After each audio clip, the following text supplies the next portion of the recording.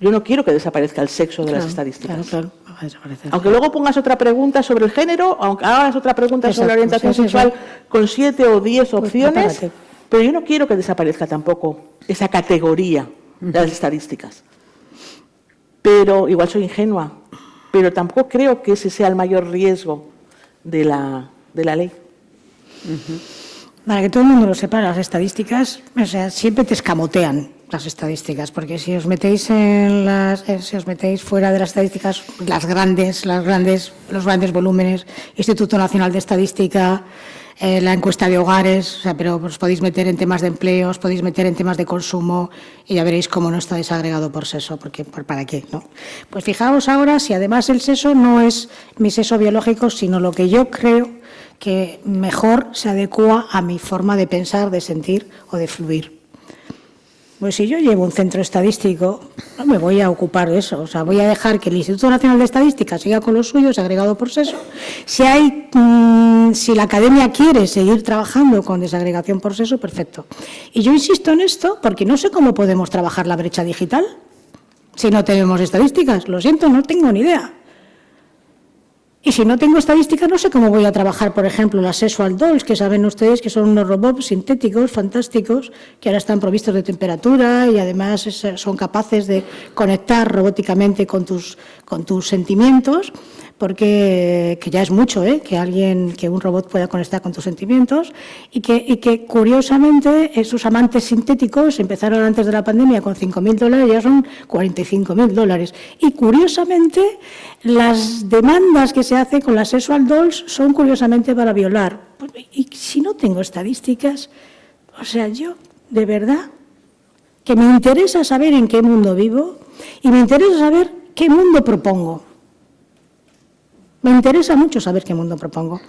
Yo estuve 2 años para que hubiera estadística desagregadas por sexo en el INE, Instituto Nacional de Estadística, cuando Carmen Alcaide estaba de directora. 2 años. ¿Me apetecía a mí el Instituto Nacional de Estadística? Pues fijaos, o sea, me apetecía un montón, vamos, es una cosa tremenda. 2 años para convencer.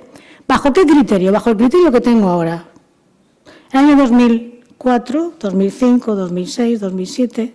éramos el 50,1% de la población, ahora somos el 50,6%. Somos mayoría. En todos los países del mundo, menos en el Vaticano, por razones obvias. Creo que son hombres vírgenes. Vale. Entonces, si estamos con un 50,6% y soy mayoría de la población, yo me enfadaba con los empresarios cuando nos encajaban el concepto de diversidad, porque el concepto de diversidad es el concepto que tienen las empresas, la responsabilidad social corporativa, para meterte con todas las demás personas que son colectivos. Entonces, la trampa es brillante, porque es brillante. Es brillante, ¿eh? Hay que reconocer las cosas brillantes, son brillantes. Las personas transexuales son, por supuesto, las que nos concitan todo el interés. Pero no estamos hablando solo de las personas transexuales, y yo creo que eso es importante que lo sepamos todos y que también tomemos posición. Estamos hablando del transactivismo, del fenómeno queer, y si no separamos, otra cosa es que el Ministerio lo haya hecho así, pero nosotros somos ciudadanas y ciudadanos y tenemos que también tomar posición en esto. Una persona transexual es una persona con un enorme coraje. Y si vais a leer los informes de médicos del mundo, informan cómo en la casa de campo las mujeres transexuales que todavía no se han mutilado, todavía no se han operado, lo hacen porque su tarifa es mayor. Para hombres, perfecta. Hombres, insisto, no utilizo categorías médicas como cis. Hombres que consumen y que además maltratan a esas mujeres porque además precisamente tienen con ellos y con ellas unos comportamientos absolutamente brutales. Entonces, yo estoy, por una parte, o sea, muy práctica en este sentido cuando me lo están contando, ¿no? En el metaverso, cómo se puede violar en el metaverso, cómo se compran sexual dolls, las muñecas sexuales para el tema y cómo esos comportamientos, cómo la sumisión química. Y luego está, por otra parte, los conceptos abstractos. Me da igual quién sea el sujeto. A mí.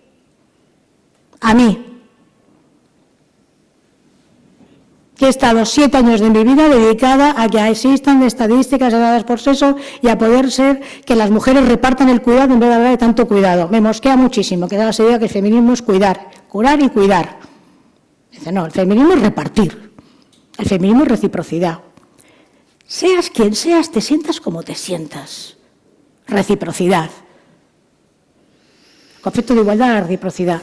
Por lo tanto, pensemos en que estemos hablando de transexuales. Una cosa es que la ley se presente como un todo, pero yo tengo diferente consideración en términos de cuál sería mi opinión y mi aplauso a esa ley transexual que ya se estaba debatiendo en el año 2018. En el 2018 estaba debatiéndose en el Congreso de los Diputados.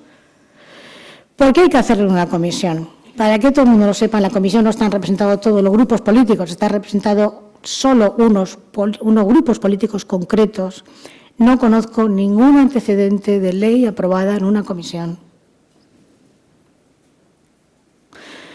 Otra pregunta, ¿ganamos en las urnas? ¿Ganamos aritméticamente o ganamos legítimamente, moralmente? Cuando la ley del aborto, sí, tuvimos mayoría, pero la legitimidad no era esa. El decir que las niñas tenían que pedir consentimiento al padre, ¿sabéis por qué era?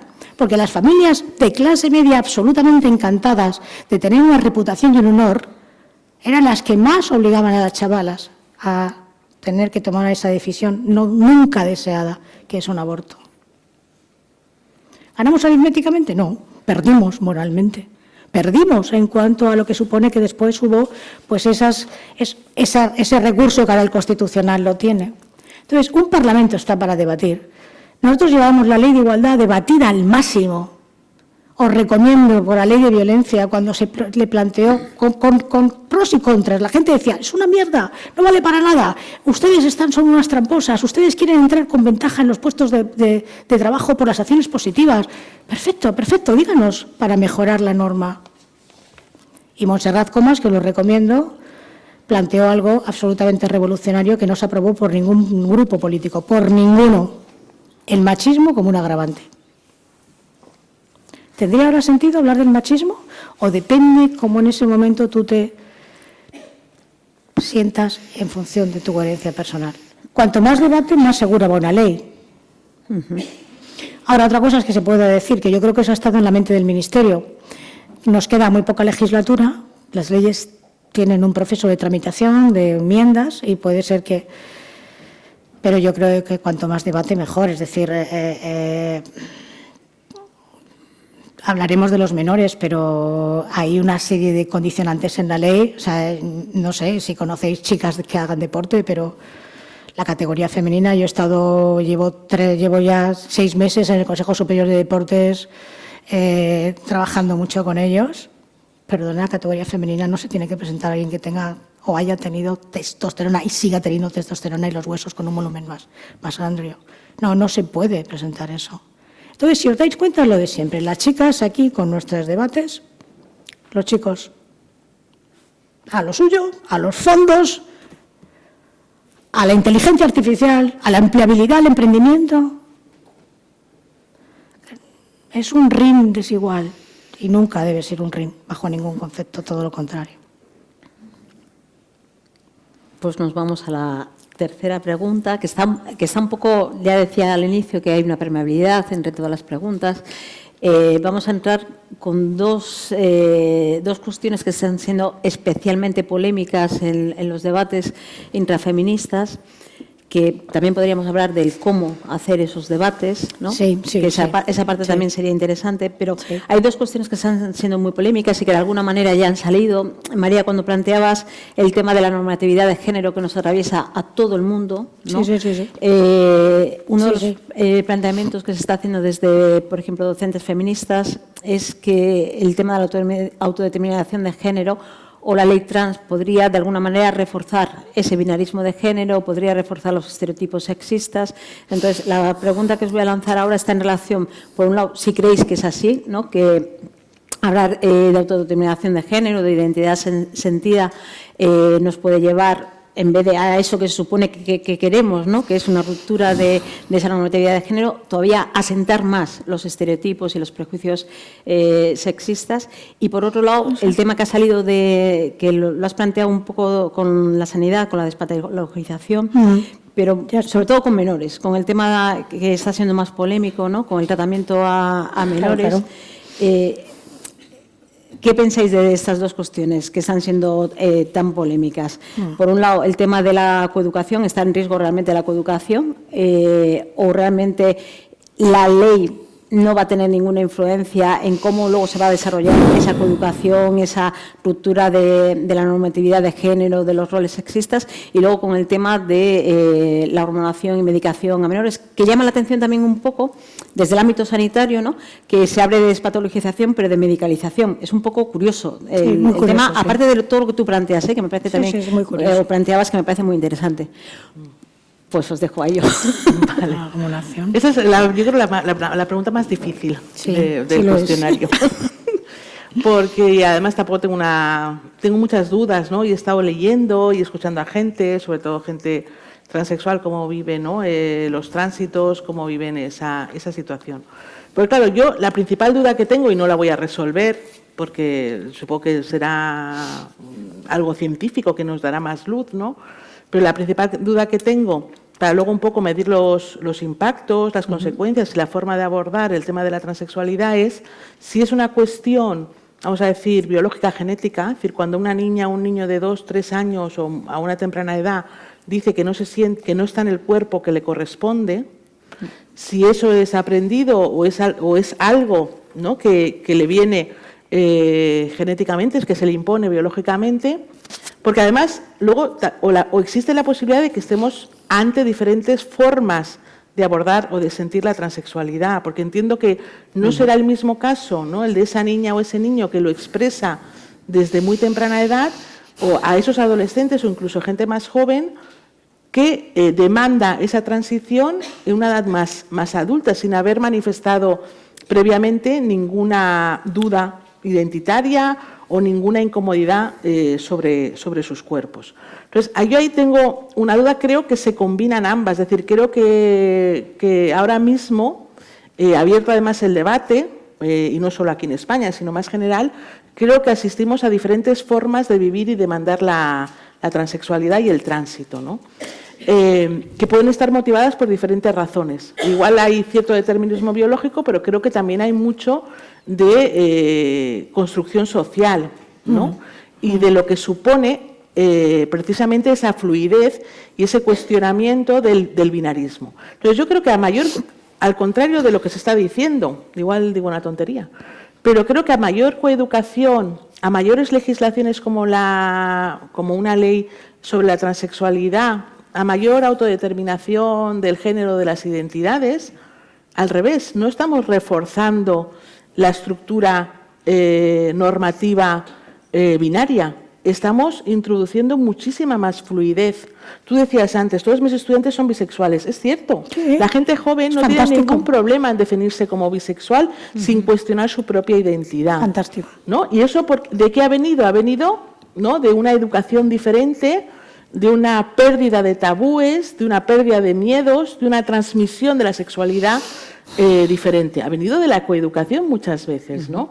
Entonces, yo creo que cuanta más apertura, ¿no?, tengamos, ¿no?, y cuanto más legislemos a favor del reconocimiento de diferentes derechos, diferentes formas de estar, más estaremos abriendo la puerta a esa fluidez que tiene su impacto, que tiene sus consecuencias negativas. Es decir, como decía antes, es decir, el reprocharle a una persona heterosexual, ¿no?, que esté reproduciendo los estereotipos de género me parece injusto. El decir que los estereotipos de género son los que de facto hacen que una persona necesite transitar fisiológicamente, creo que tiene sentido. Pero pedirle a alguien que transite sin esa mutilación y sin ese cambio de cuerpo, también me parece pedirle demasiado. En una sociedad que es binaria y que funciona con estereotipos de género, ¿no?, que no entiende que alguien, ¿no?, se afirme hombre y lleve una talla 90 en el sujetador.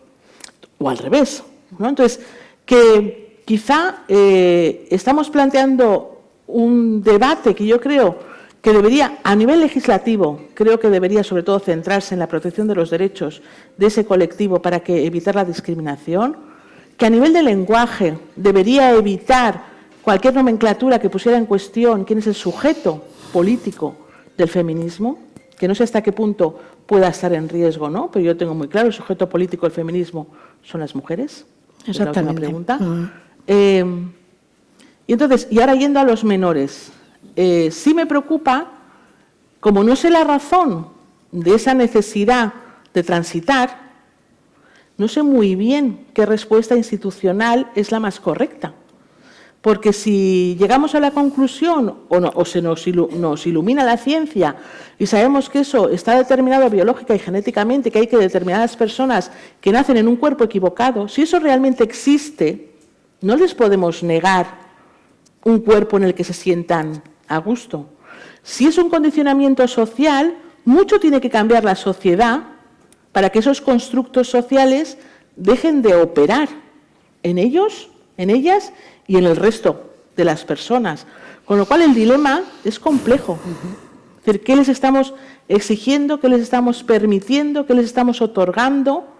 Me parece que nos situamos en una posición un poco, ¿no?, de como si a nosotras, me refiero a la sociedad, a las mujeres y a los hombres, no nos afectara, ¿no?, este binarismo y estos estereotipos de género y esa...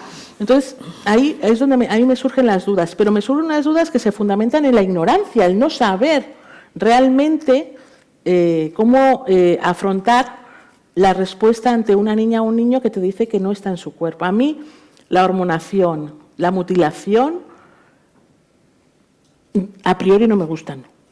O sea, no, o sea, me parecen una mutilación. Pero claro, es que a lo mejor esa persona necesita, o sea, realmente lo necesita, ¿no?, para sentirse a gusto. El tema de las corporalidades, a mí mi cuerpo me condiciona, mi peso me condiciona. Entonces, no puedo obviar que a otras personas sus cuerpos también les condicionen, ¿no? Pues ahí tengo dudas, lo siento. Pero hay una cosa, María, tu cuerpo te condiciona, pero si te llamaras Mario, no te condicionaría ni el 10% de lo que te condiciona. Sí, no, que yo esto, a ver, que yo O sea, no cuestiono la dicotomía sexo-género, ni mucho menos. Entonces, yo no sé si la pregunta sería, ¿he nacido en un cuerpo equivocado o he nacido en una sociedad donde mantiene todavía una división terrible con respecto a los cuerpos, a los deseos, a las sexualidades? ¿O no? O cuando un chico y una chica se enrollan, imaginaos en una relación X, aunque luego se enrollen con chicos o chicas como les dé la gana, ¿quién lleva el peso de los anticonceptivos? ¿No vamos a contestar a esto? ¿No vamos a contestar a esto? Es que yo creo que sí sabemos mucho. Sabemos mucho. No vamos a renegar como si ahora borráramos la pizarra y nos pusiéramos a ver, ¿qué le apetece a cada uno? No, esto no va así.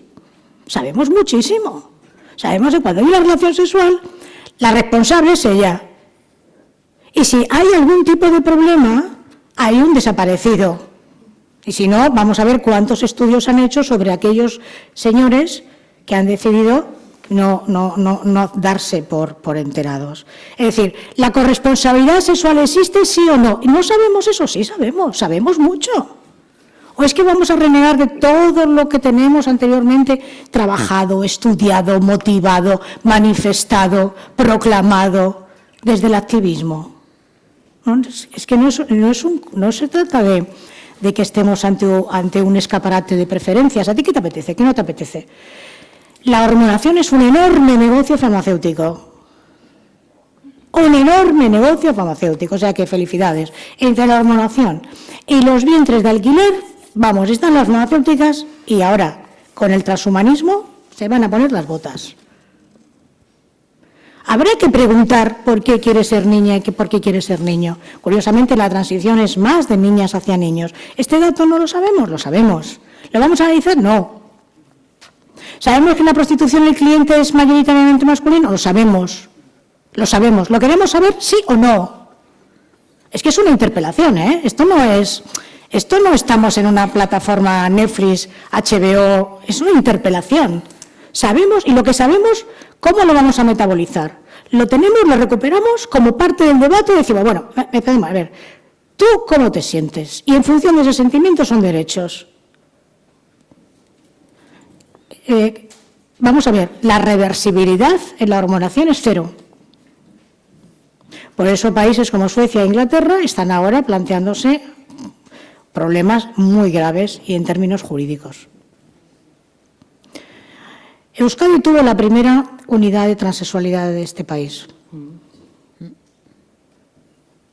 O sea que aquí siempre se ha sido pionero como país en derechos. Pues felicidades, absolutamente. Yo siempre lo explico desde que se abrió, lo explico en todas mis clases, aunque tenga que dar políticas públicas, lo explico. ¿Por qué? Porque eso significa el darse cuenta de la potencia que implica ser un individuo. Pero es que tú te vas construyendo. ¿Alguien de las personas que está aquí se parece a la persona que era hace 5 años? ¿De verdad?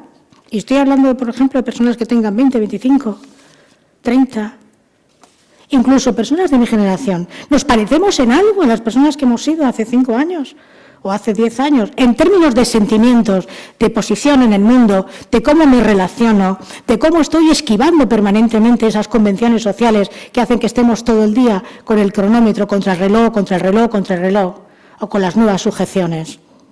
Pues si existe un mundo desigual, yo, la palabra binario, como es médica, ahí me resisto más. Si existe un mundo desigual, profundamente desigual, que tiene asignados papeles que son camisas de fuerzas para chicos y para chicas, ¿qué hago con esa información? ¿La parto? ¿No es el momento? Empecemos de nuevo. ¿Qué te apetece?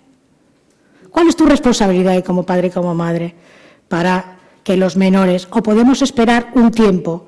Un tiempo, quiero decir, un tiempo en la medida que los 16 años es cuando una chica o un chico puede negarse a un tratamiento en un hospital, negarse a un tratamiento en un hospital, aunque sus padres le digan que tiene que operarse, ¿por qué hay que hormonar con 12 y por qué hay que hacer, para mí, algo salvaje que son los bloqueadores de pubertad? ¿Tomamos posición o nos dedicamos a observar y a colocar categorías? Este es un emplazamiento personal. En este país, en Euskadi, se tomó posición, pero transexualidad. Transexualidad. Es decir, valientes que dijeron, no hay ninguna correspondencia entre lo que siento y mi aspecto. Perfecto. Pero el transactivismo no es eso. El me siento hoy chico, me siento mañana chica, no es ser transexual, es otra cosa. ¿Diferenciamos o mezclamos? ¿Mantenemos un debate, recuperamos categorías que nos sirvan para el debate? ¿Mantenemos, como tú decías, Maitena, cuál es la fórmula de la conversación? Por supuesto, una conversación pública tiene que mantener el respeto absoluto y ni un solo adjetivo peyorativo. Y, por supuesto, ninguna agresión en la calle del movimiento feminista. Y menos vestidos con unas ligas. Ninguna agresión en la calle del movimiento feminista. ¿Estoy o no estoy? ¿Posiciono o no me posiciono? No soy una observadora. La ciudadanía no es observar, es ejercer. Y, por lo tanto, la transexualidad, por supuesto, las mujeres y los hombres transexuales tienen todo un andamiaje que les protege. Pero cuando ese hombre transexual ha hecho la transición a mujer y compite en un campeonato de natación, donde ha quedado entre los 50 últimos y pasa a ser el primero, ¿me posiciono? Observo. Esta es la pregunta. Es que no estamos hablando de botánica, ¿eh? No es botánica esto, no es botánica. No es botánica. No estamos hablando de especies. Estamos hablando de qué quiero yo en términos de poder relacionarme con unos y con otros y, por supuesto, que nadie me adjudique papeles y géneros con los cuales tengo que desertar. Quiero ser insumisa a mi género.